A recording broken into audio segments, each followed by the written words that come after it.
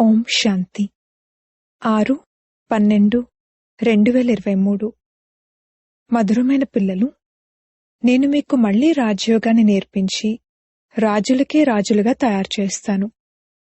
ఈ మళ్లీ అనే పదంలోనే మొత్తం చక్రమంతా ఇమిడి ఉంది.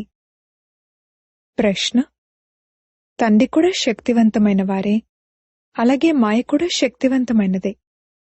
ఇరువురి శక్తి ఏమిటి? జవాబు: తండ్రి మిమ్మల్ని పతితుల నుండి పావనులుగా తయారు చేస్తారు. పావనులుగా తయారు చేయడంలో తండ్రి శక్తివంతమైనవారు.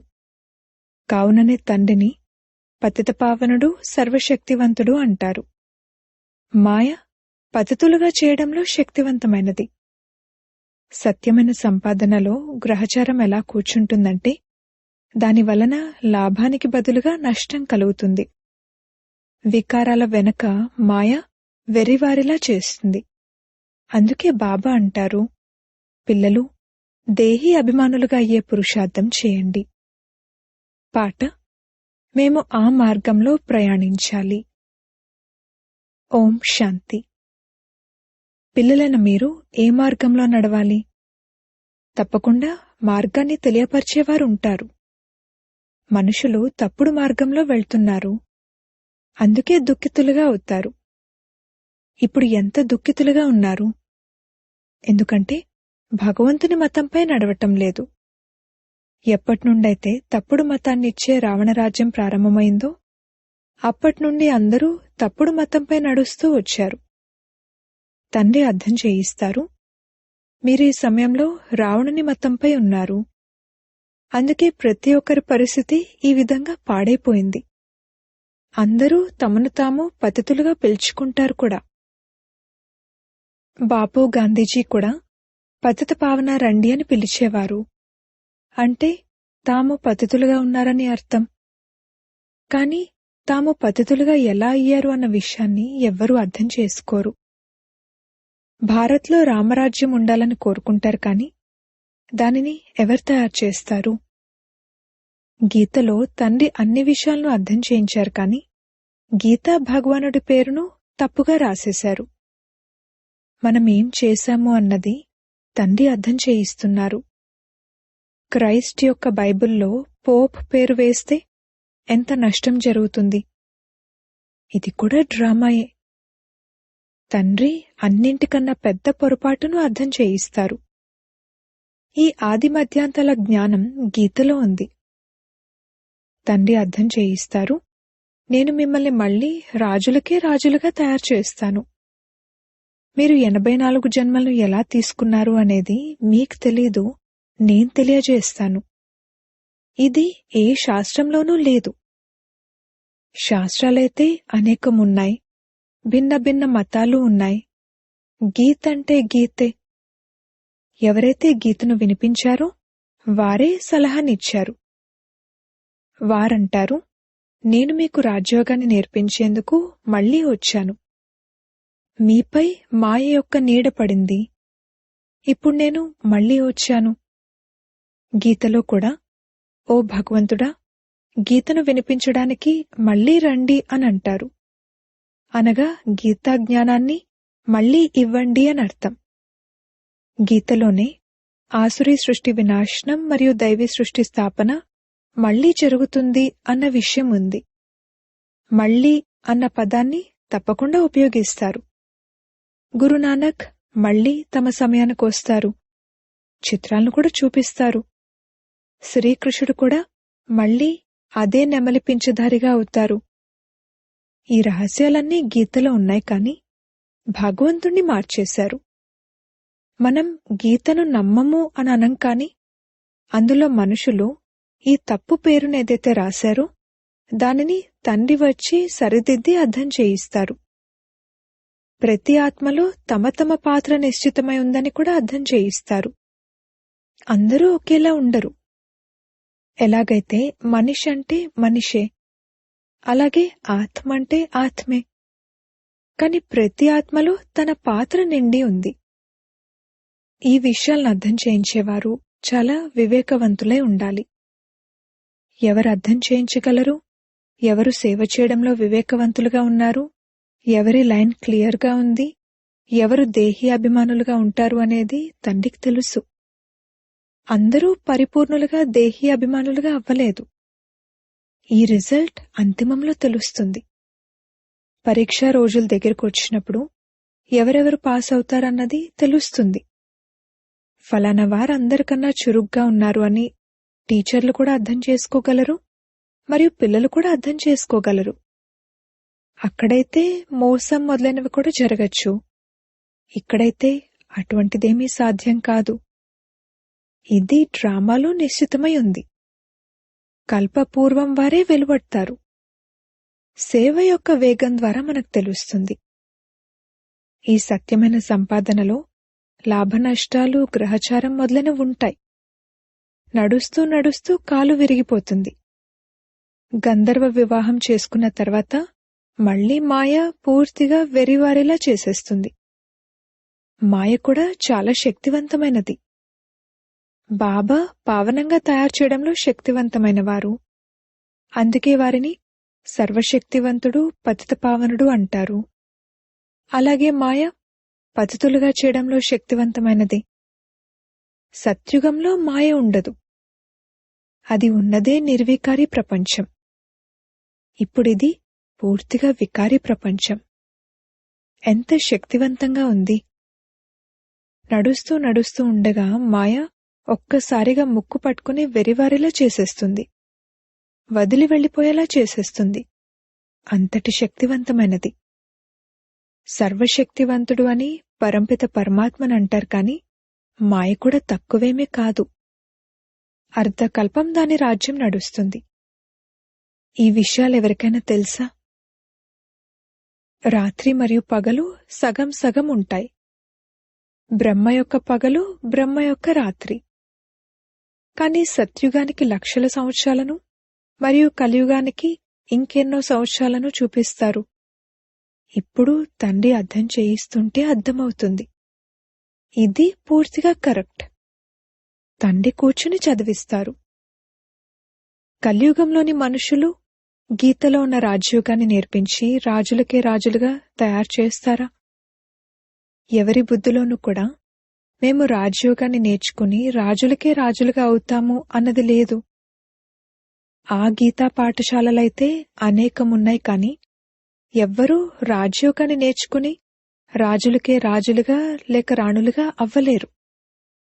రాజ్యాన్ని పొందే లక్ష్యం, ఉద్దేశం ఏమీ లేదు. ఇక్కడైతే మేం అనంతమైన తండ్రి నుండి భవిష్య సుఖం యొక్క రాజ్యాన్ని పొందేందుకు చదువుతున్నామని అంటారు. మొట్టమొదటైతే భగవంతుని గురించి అర్థం చేయించాలి. గీతపైనే అంతా ఆధారపడి ఉంది. సృష్టి చక్రం ఎలా తిరుగుతుంది, తాము ఎక్కడి నుండి వచ్చారు, మళ్ళీ ఎక్కడికి వెళ్ళాలి అనేది మనుషులకెలా తెలుస్తుంది? ఏ దేశం నుండి వచ్చారు, ఏ దేశంలోకి వెళ్ళాలి అనేది ఎవరికీ తెలీదు. ఈ పాట కూడా ఉంది కాని కేవలం చిలుక పలుకుల్లా పాడుతూ ఉంటారు. మనం ఓ పరంపిత పరమాత్మ అని ఎవరినైతే పిలుస్తున్నామో వారు ఎవరు అన్నది ఆత్మలో ఉన్న బుద్ధికి తెలీదు. వారిని చూడలేరు, తెలుసుకోలేరు. తండ్రిని తెలుసుకోవడం, చూడడం అనేది ఆత్మ బాధ్యత కదా. మనం ఆత్మని, పరంపిత పరమాత్మైన తండ్రి మనల్ని చదివిస్తున్నారని ఇప్పుడు మీరు అర్థం చేసుకున్నారు. తండ్రి వచ్చి చదివిస్తున్నారని బుద్ధి చెప్తుంది. ఏ విధంగా ఎవరి ఆత్మనైనా పిలిచినప్పుడు వారి ఆత్మ వచ్చిందని అర్థం చేసుకుంటారు కదా. కావున మేము ఆత్మ అని, వారు మన తండ్రి అని మీరు అర్థం చేసుకున్నారు. తండ్రి నుండి తప్పకుండా వారసత్వం లభించాలి. మనం దుఃఖితులుగా ఎందుకయ్యాము? మనుషులైతే తండ్రే సుఖదుఖాలనిచ్చేవారంటారు. భగవంతుడిని నిందిస్తూ ఉంటారు. వారు ఆసురీ సంతానం. కల్పపూర్వం ఏ విధంగా అన్నారో ఇప్పుడు అదే విధంగా అంటూ ఉంటారు. మీరిప్పుడు ప్రాక్టికల్గా ఈశ్వరీయ సంతానంగా అయ్యారు. ఇంతకుముందు మీరు ఆసురీ సంతానంగా ఉండేవారు. ఇప్పుడు తండ్రి అంటారు, నిరంతరం నన్ను స్మృతి చేయండి. ఎవరికైనా సరే ఈ రెండు పదాలను అర్థం చేయించడం చాలా సహజం. మీరు భగవంతుని పిల్లలు. భగవంతుడు స్వర్గాన్ని రచించారు. ఇప్పుడు నరకంగా అయింది. మళ్లీ స్వర్గాన్ని తండ్రే రచిస్తారు. తండ్రి మనకు రాజయోగాన్ని నేర్పిస్తున్నారు, స్వర్గాన్ని స్థాపన చేస్తున్నారు. అచ్చా, శివుని గురించి తెలీదు. ప్రజాపిత బ్రహ్మను కూడా రచించినవారు ఆ తండ్రే. కావున తప్పకుండా తండ్రి బ్రహ్మ ద్వారానే నేర్పిస్తారు. ఇప్పుడు శూద్రవర్ణం ఉంది. మనం బ్రాహ్మణుల నుండి దేవతలుగా, క్షత్రియులుగా అవుతాము. లేదంటే విరాట రూపాన్ని ఎందుకు తయారు చేశారు? చిత్రం సరిగ్గానే ఉంది, కాని అర్థం చేసుకోలేకపోతారు. శూద్రులను బ్రాహ్మణులుగా ఎవరు తయారు చేస్తారు? తప్పకుండా ప్రజాపిత బ్రహ్మ కావాలి. వారిని ఎలా దత్తత తీసుకున్నారు? ఏ విధంగా మీరు ఈమె నా స్త్రీ అంటారు? ఆమెను మీ స్త్రీగా ఎలా చేసుకున్నారు, దత్తత తీసుకున్నారు? తండ్రి అంటారు, నన్ను కూడా మాతాపిత అంటారు. నేనైతే తండ్రిని. మరి నా స్త్రీని ఎక్కడి నుండి తీసుకురావాలి? కావున వీరిలోకి ప్రవేశించి వీరికి బ్రహ్మ అన్న పేరును పెడతాను. స్త్రీ దత్తత తీసుకోబడుతుంది. ఏ విధంగా లౌకిక తండ్రి స్త్రీని దత్తత తీసుకుని కుక వంశావళిని రచిస్తారో, అలాగే బాబా కూడా వీరిలోకి ప్రవేశించి వీరిని దత్తత తీసుకుని వీరి ముఖం ద్వారా ముఖ వంశావళిని రచించారు. మేము బ్రాహ్మణీలము అని మీరంటారు. తప్పకుండా వీరి పేరే బ్రహ్మ. బ్రహ్మ ఎవరి సంతానం? శివ్బాబా సంతానం. వీరిని ఎవరు దత్తత తీసుకున్నారు? అనంతమైన తండ్రి. ఈ ఉదాహరణ చాలా బావుంది, కాని ఎవరి బుద్ధులనైతే కూర్చుంటుందో వారే అర్థం చేయించగలరు. బుద్ధిలోనే లేకపోతే వారికి అర్థం చేయించడం కూడా రాదు. లౌకిక మరియు పారలౌకిక తండ్రులైతే ఉన్నారు కదా, వారు కూడా స్త్రీని దత్తత తీసుకుని నా స్త్రీ అంటారు. అలాగే వీరు ఇతనిలోకి ప్రవేశించి దత్తత తీసుకుంటారు. నిరాకారుణ్ణైన నేను ఇతని ఆధారాన్ని తీసుకోవాల్సి ఉంటుందని వారు స్వయం చెప్తారు. అందుకే పేరును కూడా మారుస్తాను. ఒకేసారి ఎంతమంది పేర్లు పెట్టారు? పేర్ల యొక్క లిస్టు కూడా మీ వద్ద ఉండాలి. ప్రదర్శనలో పేర్ల లిస్టును కూడా చూపించాలి. బాబా ఒకే సమయంలో అన్ని పేర్లు ఎలా పెట్టారో చూడండి. బాబా మనల్ని తమవారిగా చేసుకున్నారు కావున పేరు మార్చారు. వారిని భృగు మహర్షి అంటారు. జన్మపత్రి అయితే భగవంతుని వద్దే ఉంటుంది. అవి అద్భుతమైన పేర్లు. ఇప్పుడు అందరూ అయితే లేరు. కొందరు ఆశ్చర్యం కలిగేలా పారిపోయారు. ఈరోజుంటారు, రేపుండరు. నంబర్ 1 శత్రు కామం. ఈ కామవికారం ఎంతో విసిగిస్తుంది. దానిపై విజయాన్ని పొందాలి. గృహస్థ వ్యవహారంలో కలిసి ఉంటూ దానిపై విజయం పొందాలి. ఇదే ప్రతిజ్ఞ. తమ వృత్తిని గమనించుకోవాలి. కర్మేంద్రియాలతో వికర్మలు చేయకూడదు. తుఫాన్లైతే అందరికీ వస్తాయి, ఇందులో భయపడకూడదు. ఈ వ్యాపారం చేయాలా వద్దా అని బాబాను చాలామంది పిల్లలు అడుగుతారు. నేనేమైనా మీ వ్యాపారాలను చూసేందుకు వచ్చానా అని బాబా రాస్తారు. నేను టీచర్ను, చదివించేందుకున్నాను. వ్యాపారాల విషయాన్ని నన్నెందుకు అడుగుతున్నారు? నేనైతే రాజయోగాన్ని నేర్పిస్తాను. రుద్రయజ్ఞం అని కూడా అంటూ ఉంటారు, శ్రీకృష్ణ యజ్ఞం అనరు. తండ్రి అంటారు, లక్ష్మీనారాయణలో ఈ సృష్టి చక్రపు జ్ఞానమే లేదు. ఒకవేళ వారికి 16 కళల నుండి మళ్లీ 14 కళలు కలవారిగా అవ్వాలి అని తెలిస్తే ఆ సమయంలోనే రాజ్యం యొక్క నష దూరమైపోతుంది. అక్కడ సద్గతి ఉంటుంది. సద్గతి దాత అయితే ఒక్కరే.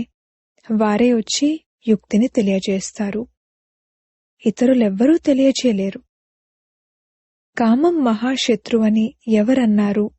మొట్టమొదట ఈ విషయాన్ని తీసుకోండి. వికారీ ప్రపంచం మరియు నిర్వికారీ ప్రపంచం అని కూడా అంటూ ఉంటారు. భారత్లోనే రావణుని కాలుస్తూ ఉంటారు. సత్యుగంలో ఏమైనా కాలుస్తారా? ఒకవేళ రావణుడు అనాది నుండి ఉన్నాడు, సత్యుగంలో కూడా ఉన్నాడు అని అన్నట్లయితే అటువంటప్పుడు అన్ని చోట్ల దుఃఖమే దుఃఖం ఉంటుంది. ఇక దాన్ని స్వర్గమని ఎలా అంటారు? ఈ విషయాలను అర్థం చేయించాలి. ప్రతి ఒక్కరి వేగం ఎవరిది వారిదే. ఎవరు మంచి వేగం కలవారు అనేది తెలిసిపోతుంది. సంపూర్ణంగా అయితే ఎవ్వరూ అవ్వలేదు. ఇకపోతే సతో రజో తమోలైతే ఉండనే ఉంటాయి. ప్రతి ఒక్కరి బుద్ధి వేరువేరుగా ఉంటుంది. ఎవరైతే శ్రీమతంపై నడవరో వారు తమో ప్రధాన బుద్ధి కలవారు. స్వయాన్ని ఇన్ష్యూర్ చేసుకోకపోతే భవిష్య 21 జన్మల కొరకు ఎలా లభించగలదు? మరణించాల్సైతే ఉంటుంది. మరి ఇన్ష్యూర్ ఎందుకు చేసుకోకూడదు? అంతా వారిదే కావున పాలన కూడా వారే చేస్తారు. అయితే కొందరు సర్వస్వాన్ని ఇస్తారు, కానీ సేవ చేయరు. ఏదైతే ఇచ్చారో దాన్ని తింటూ ఉంటారు. అటువంటప్పుడు జమ ఏమవుతుంది? ఏమీ అవ్వదు. సేవ యొక్క రుజువు కావాలి. ఎవరెవరు మార్గదర్శకులుగా అయి వస్తారు అనేది చూడడం జరుగుతుంది. కొత్త బీకేలు కూడా పరస్పరం సెంటర్ నడిపిస్తారు. వారిని కూడా అభినందించడం జరుగుతుంది. ఈ జ్ఞానమైతే చాలా సహజమైనది. వానప్రస్థావస్థ ఎప్పుడుంటుంది అని వానప్రస్థావస్థలో ఉన్నవారి వద్దకు వెళ్లి అర్థం చేయించండి. తండ్రే మార్గదర్శకునిగా అయి అందర్నీ తీసుకువెళ్తారు. తండ్రే కాలుడికే కాలుడని మీకు తెలుసు.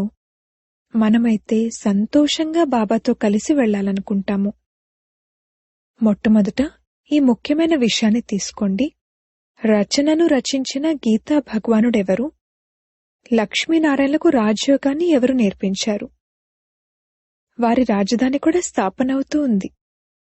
ఇంకెవరూ రాజధానిని స్థాపన చేయడానికి రారు. తండ్రే రాజధానిని స్థాపన చేయడానికి వస్తారు. పతితులందర్నీ పావనంగా తయారు చేస్తారు. ఇది వికారీ ప్రపంచం, అది నిర్వికారీ ప్రపంచం. రెండింటిలోనూ నంబర్వార్ పదవులుంటాయి. ఎవరైతే శ్రీమతంపై నడుస్తారో వారి బుద్ధిలోనే ఈ విషయాలు కూర్చోగలవు. అచ్చా, మధురాతి మధురమైన సిక్కిలదే పిల్లలకు మాతా పితా బాప్దాదాల ప్రియ స్మృతులు మరియు గుడ్ మార్నింగ్. ఆత్మిక పిల్లలకు ఆత్మిక తండ్రి నమస్తే. ధారణ కొరకు ముఖ్య సారము. మొదటి పాయింట్, బుద్ధి లైన్ సదా క్లియర్గా ఉండాలి. దాని కొరకు దేహీ అభిమానులుగా ఉండాలి. సత్యమైన సంపాదనలో మాయ ఏ రకంగానూ నష్టపరచకుండా సంభాళించుకోవాలి. రెండవ పాయింట్, కర్మేంద్రియాలతో ఎటువంటి వికర్మలను చేయకూడదు. ఇన్ష్యూర్ చేసుకున్న తర్వాత సేవను కూడా తప్పకుండా చేయాలి. వరదానము, మాయను శత్రువుకు బదులుగా పాఠాన్ని నేర్పించే సహయోగిగా భావించి ఏకరసంగా ఉండే మాయాజీత్ భవ. మాయ మీకు పాఠాన్ని నేర్పించేందుకే వస్తుంది. అందుకే గాబరా పడకండి, పాఠాన్ని నేర్చుకోండి. ఒక్కోసారి సహనశీలతా పాఠం, ఒక్కోసారి శాంతి స్వరూపంగా అయ్యే పాఠం. వీటిని పక్కా చేసేందుకే మాయ వస్తుంది. అందుకే మాయను శత్రువుకు బదులుగా తమ సహయోగిగా భావించండి. అప్పుడు గాబరాలో ఓడిపోరు. పాఠాన్ని పక్కా చేసుకుని అంగదుని సమానంగా అచలంగా అవుతారు. ఎప్పుడూ బలహీనులుగా అయి మాయను ఆహ్వానించకండి. అప్పుడదిక వీడ్కోలు తీసుకుంటుంది. స్లోగన్: ప్రతి సంకల్పంలోనూ దృఢత యొక్క మహానత ఉన్నట్లయితే సఫలత లభిస్తూ ఉంటుంది. ఓం శాంతి.